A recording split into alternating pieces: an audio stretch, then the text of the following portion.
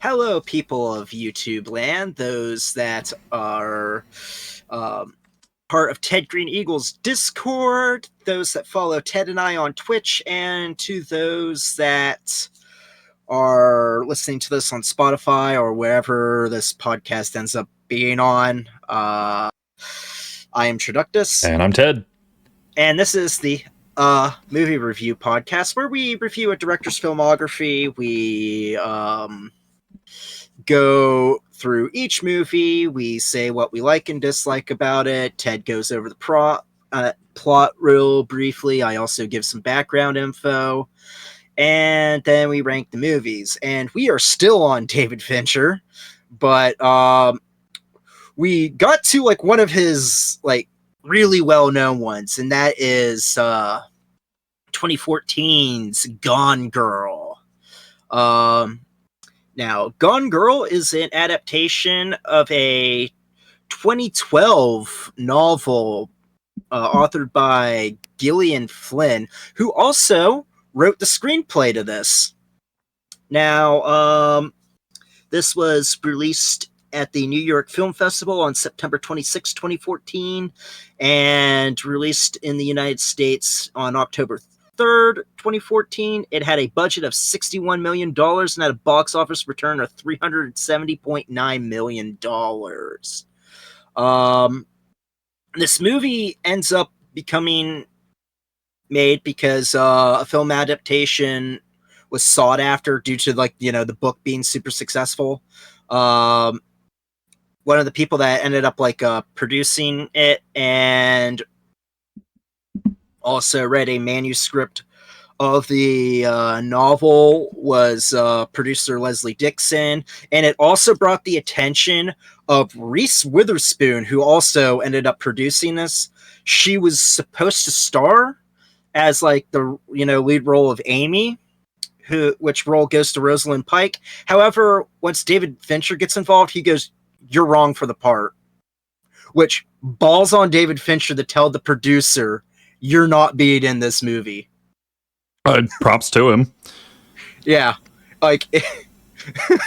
and Reese Witherspoon actually responded with "You're right," and she said it was a great ego check for it because she was she felt herself to be wrong for the part, even though they argued back and forth, and he's just like, "No, you're wrong. This is for someone else, not you." Which would be really interesting seeing Reese Witherspoon in this role. Yeah, it would be interesting. I think it wouldn't be a bad casting, but I don't think it would be as good as what we got in its place. Right. Anyway, they end up having Gillian Flynn do the screenplay. They pitch it to 20th Century Fox. They end up greenlighting it since this is the first time that Flynn ever did a screenplay, and she had a little bit of difficulty having her 500-page book go into a short screenplay for a movie. She actually sought off help from and advice from Steve Kloves, who directed The Fabulous Baker Boys, and he also wrote the screenplay for a couple book adaptations, including the Harry Potter films. So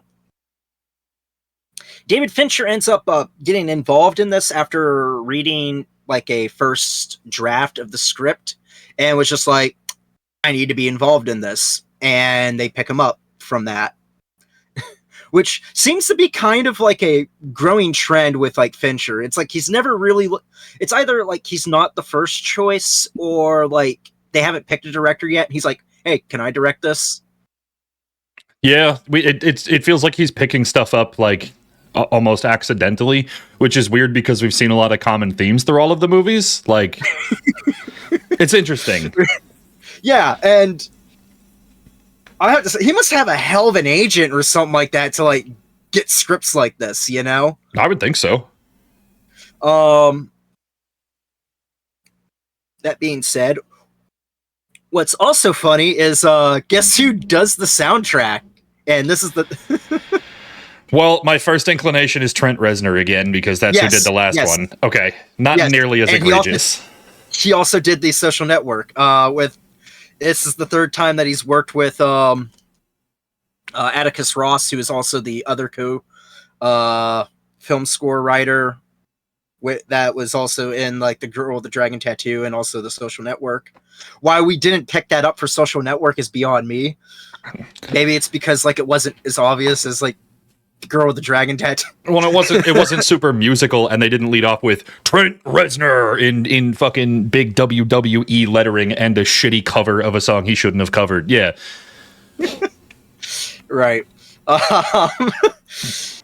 Fucker. But when we get into like casting, we have, where the hell was I? Oh yeah, we have Ben Affleck as Nick Dunn. He ends up getting this role, and David Fincher sought after him due to the media circus surrounding his relationship with Jennifer Lopez and also their breakup.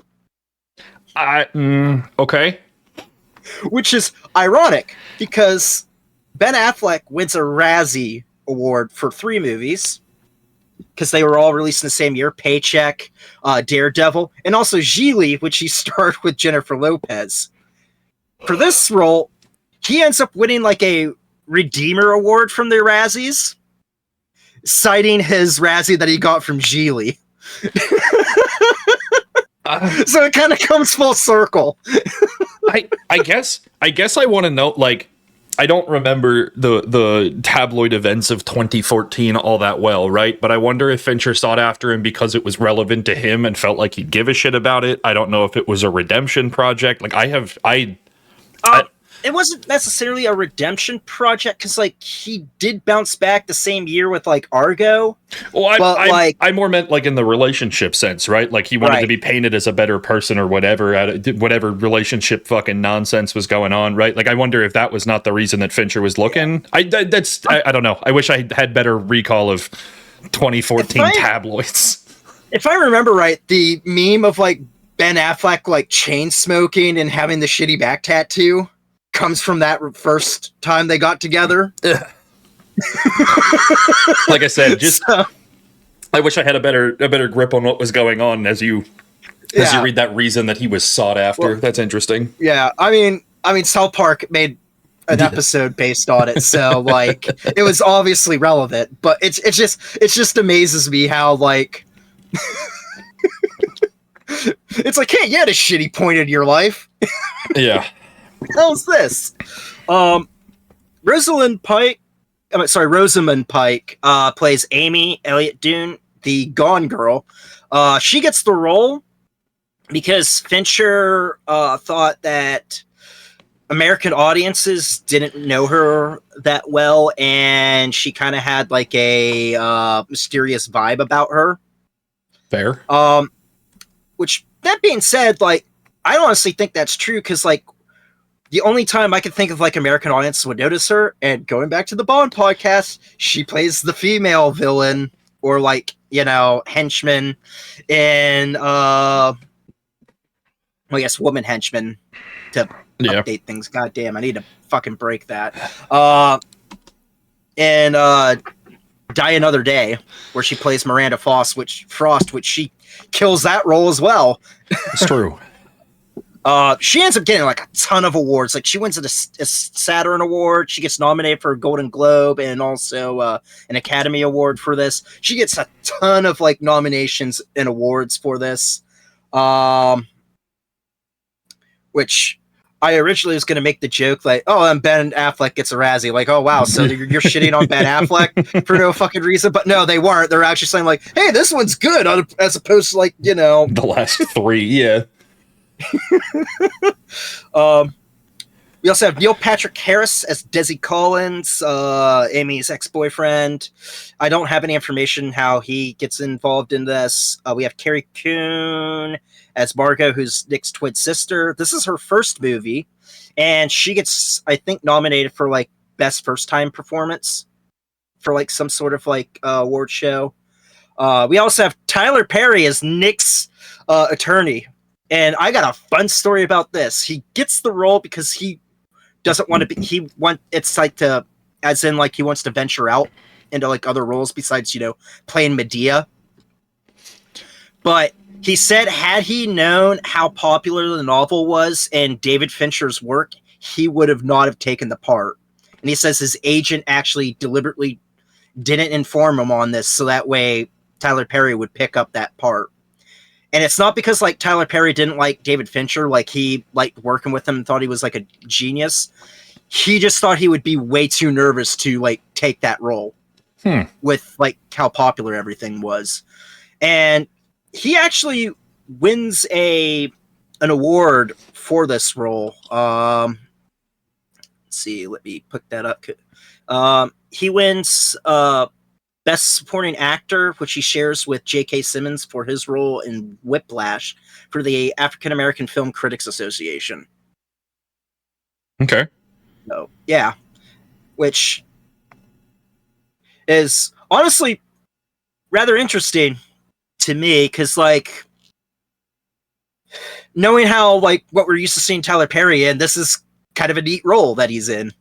And I think he does a good job, too, yeah. Let's see. We also have Missy Pyle as Ellen Abbott as, a KBTV, who's the cable TV host that's based off of Nancy Grace. We also have Kim Dickens, who's the head, plays Detective Rhonda Boney as the lead investigator of Amy's disappearance.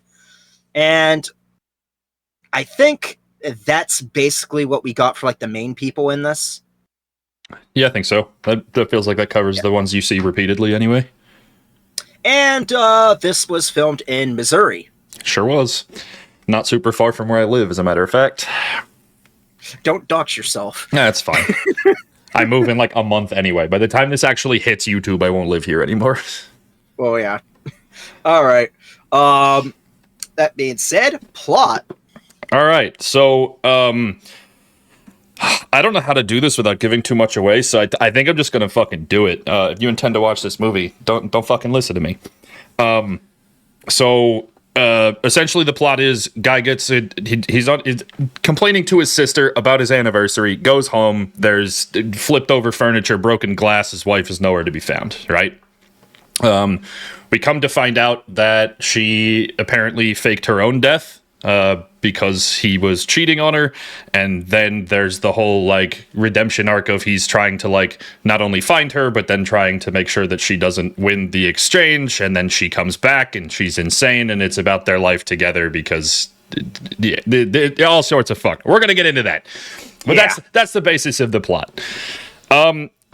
I think, Stallman, that my likes list is going to be shorter and more impactful, so if it's okay with you, I think we should start with the dislikes. Yeah, because I literally only have one dislike. I have a handful, but they're all really small, except for my first one here, which is to say that I feel like this is too many twists and turns that I don't know what story they're trying to tell. Yeah, and when it comes to like the novel, it's in both like Nick's and Amy's like perspective, and like the twists in there is that they're both unreliable narrators. And so I could see why adapting that into a movie could be difficult. I'm not saying that this is an easy plot to pull off, but I think that it suffers for two reasons. The first is that I think like when you watch an M. Night Shyamalan movie, right? You know the twist is coming, but the twist still gets you. But the plot is driven around that one twist. This one gives you the twist like halfway into the movie, and then it's how do we resolve the twist, and that could be its own separate story. I almost feel like expanding on both halves of this movie could make two much better movies than this one is as a standalone movie. I agree on that. I think that if you had, like, as she's driving away and she's changing her identity and she's laying out her master heist plan as to he's going to go to jail forever, and the movie ends there, I think it's really, like, that's a phenomenal film. And then I think if you make a second movie about he figures it out, he's now on to everything, now he's trying to, like, win things back, I think it's good. The other piece of this is that I think, like, the first half of the movie strikes me as definitely, like, once the plot gets revealed, it's like this empowerment to women kind of thing, where it's like she doesn't need to settle for this terrible, awful husband. It paints him out to be this colossal fucking oaf. They find out he's cheating, and fuck that guy, and I hope shit happens to it, whatever, right? Like, and then it's like, And then the second half of the movie is like, oh, she's criminally insane and you should never talk to women. They're terrible, they're awful, they're scary, and they're all going to ruin your life. And one of the critiques said this is like the most feminist and misogynistic movie at the same time. Yeah. Which they say is what makes it, which is what the person critiquing it actually, who was a feminist, said that, which makes the movie super interesting. Yeah, I'm not saying it's not a very cool plot point, and I'm not saying that the movie suffers for it, right? I think it's good, but also, like, the first half of the movie I spent feeling terrible for being born a man, and then the second half of the movie it's like, oh, women are the fucking worst, dude. They're awful. This sucks. Why would anyone date anyone? This sucks. This is terrible. Like, it's very... It jars you really difficult, like a really hard pull in two different directions from the front half to the back half, which as a positive to that negative overall, right? I all the credit to Fincher, the novel, like every piece of the storytelling that goes into it to make you feel two very different extremes in a 2-hour span, right? But yeah, I think that's the big one for me. That's the big detraction. The other smaller things that I have are that I think some pieces of the storytelling get a little bit lazy. And I think that if you're going to make these two very significant stories into one, there are so many details that could just get dropped, or we could find a way to go over it better, right? Yeah, and apparently a lot was cut out. I believe that. But like at the beginning, it's like all of the time that Nick spends in the police department, right? Or dropping off his dad at the fucking old folks home or whatever. It's just like he's super inattentive and he's super lazy and he's super dumb and he just has no idea what's fucking going on. And then he figures out this grandmaster heist through this puzzle that she left behind. She's like, I'm gonna fucking get him, and hires. And like it's they do a weird job of painting that character to just be like a brain dead oaf, and then he's like this master manipulative genius, right? Like it's just I actually wrote this story or this note down, right, as she's off and living her fucking second life while she's hiding after faking her own death. And she's at the mini golf course with her neighbors who end up robbing her, right? She could have fucking left the money in the hotel room and not get the shit beat out of her in a hotel room. I understand why it's important to the plot that she got her money stolen, so she felt trapped and had to come back. But also, like, she could have just run out of money and we didn't need to just like have this weird scene about, I have $80,000 in my pocket, I leave it in my shirt and it drops out because I'm playing mini golf. Like it's just like weird and dumb shit. Like nobody would carry 80 grand. You'd leave it in the room that you could lock behind you and not have the fear of losing it, dropping it, or getting mugged. Like I just there's a lot of like really little stupid details that felt like they put 2 seconds of thought to drive the plot and then they ignored it and never realized how we could make this any fucking better. And there's a lot of little dumb stuff that way. Yeah. To me, I think the ending drags. Because there's like one part where I think that would have been a great ending, and that is when Ben Affleck is like, she's home and he knows like all this is happening, and she's just like, like, hey, it's like she basically is like, you got no other option except stay with me, and there's like a scene with him just like not knowing what to do, and he's just like drinking. And it leaves like an ambiguous ending of like what he's going to do. I think that would have been like good cutoff. But like after that, we get like the media thing, her revealing that she's pregnant and everything. And it's just like tacking on. They just kept tacking on different things. And it's like, okay, come on. Like this movie's kind of. It definitely like pushes forward the ending where he's trapped and like she's too insane that he can't leave, right? Like I get why they tack it all on there. It's not bad, but I don't disagree with you. Yeah. I mean, it's not bad, but like that's the only thing that I'm kind of like, everything else is basically like I don't really have anything to complain about. The only other negative I have, is the first, I don't know, 3/4 of this movie is very procedural. It's very, let's figure out what's going on. Let's figure out how to resolve it. Like it's not a Law and Order episode, but I wouldn't say it's super far away from that. Right. When she returns home, right, and they're all questioning her, the detective who's been on this the entire time saying, no, something's fishy, no, something's fishy. And the FBI is just like, shut the fuck up. Yeah, the FBI's like, we don't fucking care if there's inconsistencies, eat shit and die. And then they totally drop the whole, there are still questions about this. It's just like, I guess she's fine because, you know, they told the person doing her job to shut up. And now it works. Like that, dude. That drove me so fucking insane. I was even by the end of the movie. Is that that's not far off from how the FBI really is. No, even then though, right? That like nobody's asking questions. There's no online internet conspiracy theories. There's no small town people wondering what actually happened or nosy neighbors or whatever. Like there's just nothing. She's just like, my head hurts. Okay, everything's fine. There's no more questions and everything's good to go. We have no discrepancies in your story. It's fucked. It's fucked. I hate it. Moving on. I'm pretty sure in the book there was probably more to it than that, but I can't that makes sense to make this 2 movies, right? I don't know. I don't necessarily like that it was kind of a adjacent to a police procedural, and then all of a sudden, well, she's back, so we're gonna drop this whole theme and just she's insane now. Very, very dumb. Moving on to likes. I very much liked the every character in this has this unhinged need to win. There's this level of competitiveness that's just absolutely bonkers. All of them are like, I have to do everything in my power to be the best in this situation. I have to win. Even when like the nosy pregnant neighbor who is used. She's just like, well, she was my friend, and I'm here to defend my friend. Fuck you, Ben Affleck. My friend, the TV reporters, Desi feels the need to win. Neil Patrick Harris's character feels the need to win. The fucking detectives fighting with each other over who's right in the situation as to what is or isn't fishy, right? Ben Affleck hiring the most expensive fucking lawyer on the planet in Tyler Perry to make sure honestly, that he's the only one that actually kind of wins is but then Tyler Perry, because he does his job and he's like, I'm done. It's so...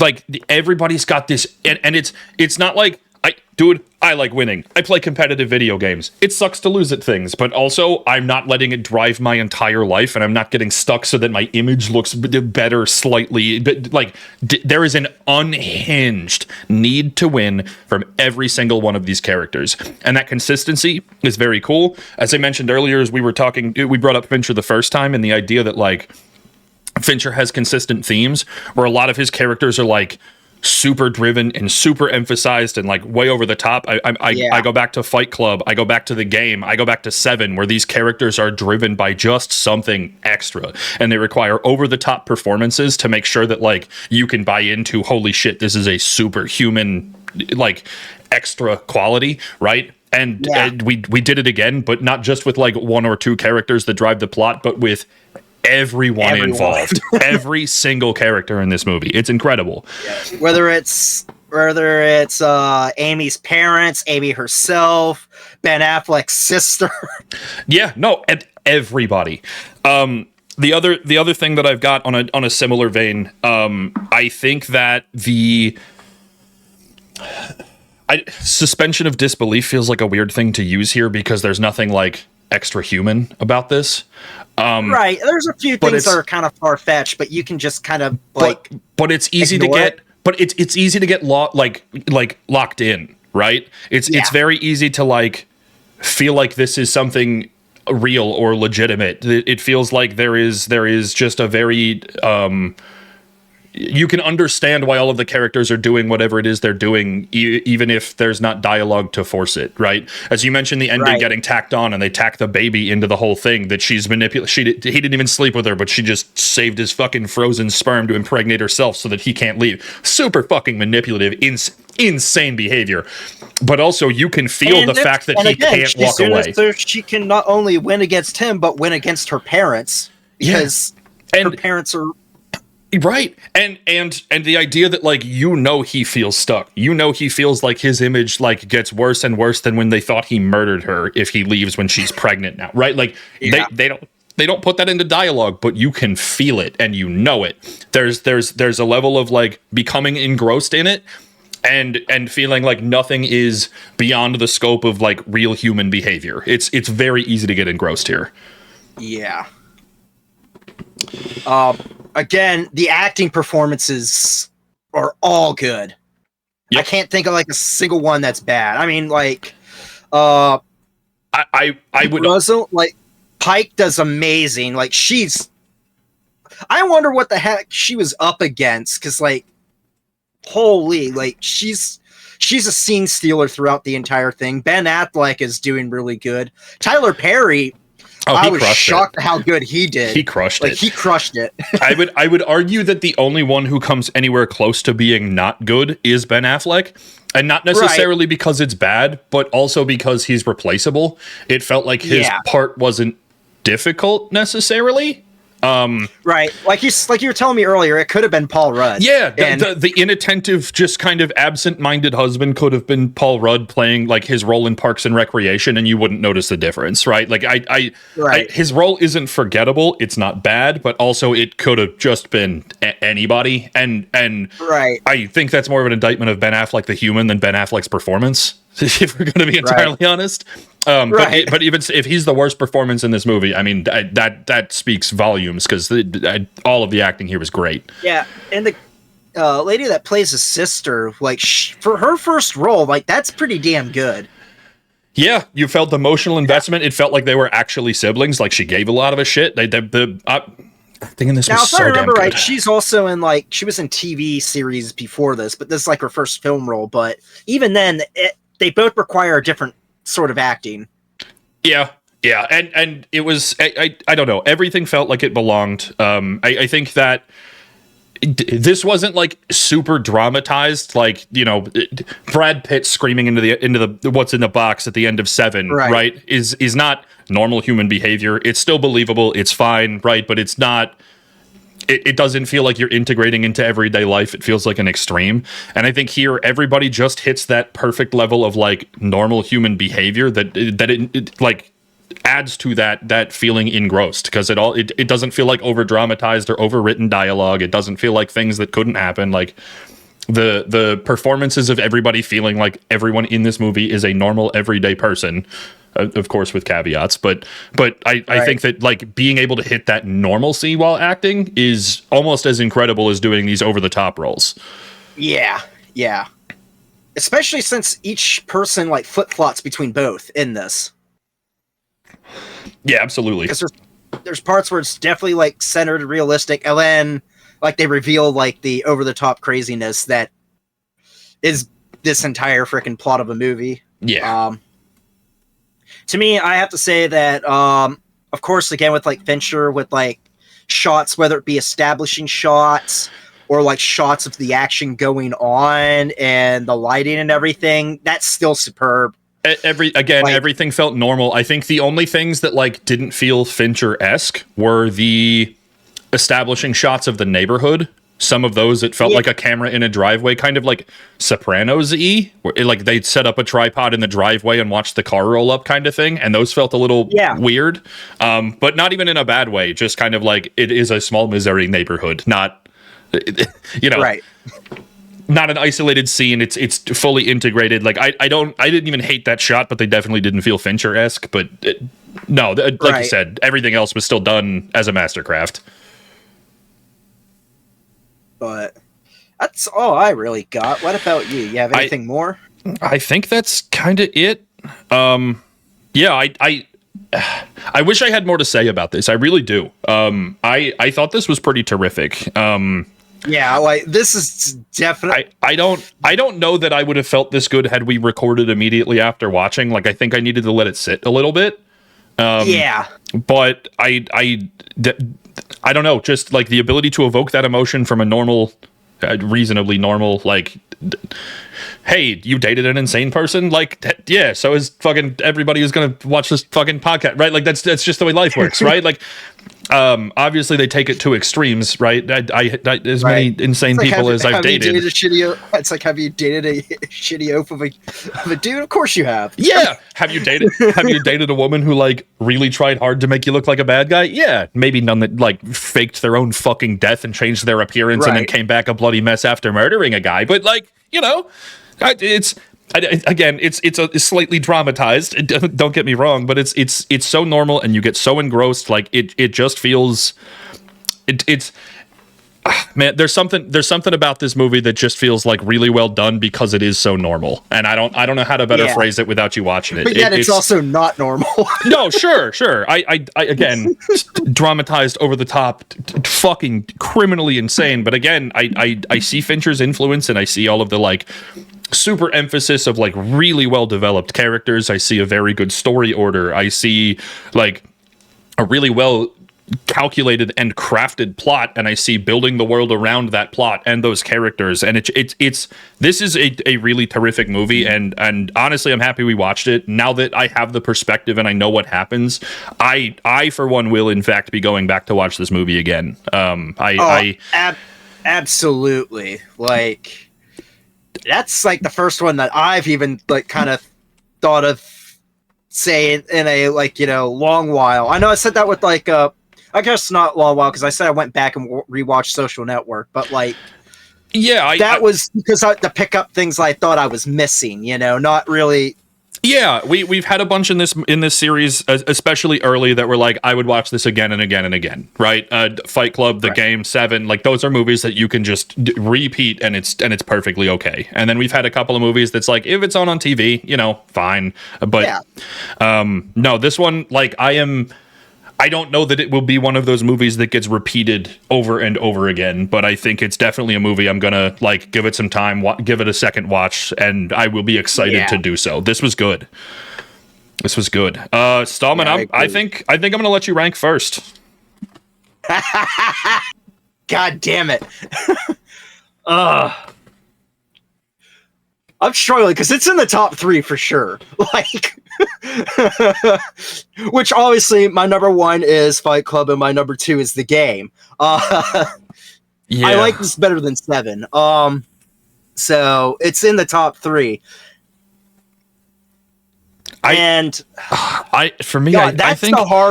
think I'm struggling between 3rd and 4th. Like, I don't know whether it goes right in front of 7 or right behind 7, and that's. I'm going to put it at number 3 just because Fight Club and The Game don't drag on. Fair. Even though, like, there are times in The Game where, like, the twists happen so often where you have no time to breathe, while this gives you some breathing time. I'd rather have that than have something drag out near the end, because sometimes that just makes you kind of, like, antsy. That's fair. It makes you not like enjoy what's going on. Needless to say, that was like completely minor. I'm gonna put it at 3. Although it could have easily been number 2 or number 1 for me. This is honestly, if I was going to introduce someone to like a David Fincher movie without showing them Fight Club or The Game, this is definitely one of like the ones that like, hey, like, this is like a masterpiece. It's so good, and again, Fight Club and The Game are definitely 1 and 2 for me. I don't see anything dethroning those. I'm just going to be completely transparent. I'm really struggling with 7 because I think the inconsistencies bother me with Gone Girl. Right? I think there are places that frustrate me that make me think it maybe not as well done as 7, but also like the pieces that are good and that being engrossed in it and feeling close to it and the craziness of the character, it is so tough for me. But I think I'm with you. I think I'm going to put this 3rd. I think I'm going to put it ahead of 7.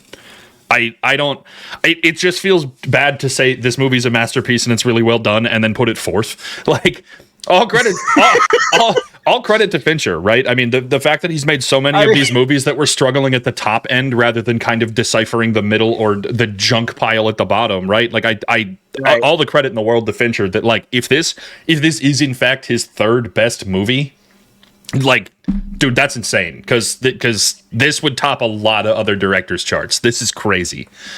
Oh yeah. Like, I can't agree anymore. And even if you put it at 4th, like, I remember it's not like it's like the most egregious thing you've done. I mean, you're like, well, Goldfinger, I hate that movie, but I understand it's the standard. So is it better than Goldfinger or is it worse? Dude, not saying like, you know, like that's sacrilegious or anything like that. I know there's a lot of people would say that's sacrilegious, but it's still funny. Just the fact that became my dividing line after I hated it so fucking much I'm still mad at myself, dude. But anyway, yeah. What do we get next week, Stallman? I think it's Mank. I gotta look that up. Why the hell I didn't have it up beforehand is beyond me, because I always do. Yeah, Mank. Okay. Well, as always, thank you guys for watching. We appreciate you hanging out. You can check out the rest of the movie podcast. We've got to be pushing damn near 100 episodes of this thing. Before we record next week, I'm going to count and see how many actual movie podcast reviews we have, because I'm telling you, we got to be pushing 100 at this point. I don't know if are we going to include the James Bond podcast on that, or is that just like, their movie reviews? They're there. I think it counts, but I feel like we got to be pushing 100. Realistically, we're probably not as close as I think we are, but there's a lot of them. Well, there's at least 20 something for Bond. I was gonna say it was 26 or 27 for Bond. Then we did that Halloween stretch. We did Kubrick. We did. Oh, I forgot about the Halloween stretch. Yeah, we did the Halloween stretch. We did Kubrick. We did Tarantino. Now we're 10 movies into Fincher. We did who's the other fucking guy we did? Sam Raimi. Yes, like that, dude. We gotta be pushing 100, man. We gotta be close.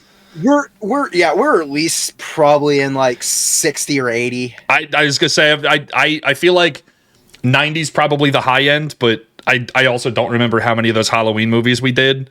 I think we did like 21. Oh wow! So we actually might be at 100. We didn't do that many, did we? Holy shit! All right. Anyway, we've done a lot of these, so you can check out a bunch of fucking movie reviews here in the YouTube. Then, if you're interested in other kinds of content, this channel has all of my gaming content, a bunch of short form content from friends, all kinds of stuff. There's a little bit of something for everybody. If you're interested in our own content, you can check us both out on Twitch. Stallman at Traductus, myself at Ted Green Eagles. Said Mank next week, and we will see you here for that one. Thanks for watching. Adios. Yep. See ya.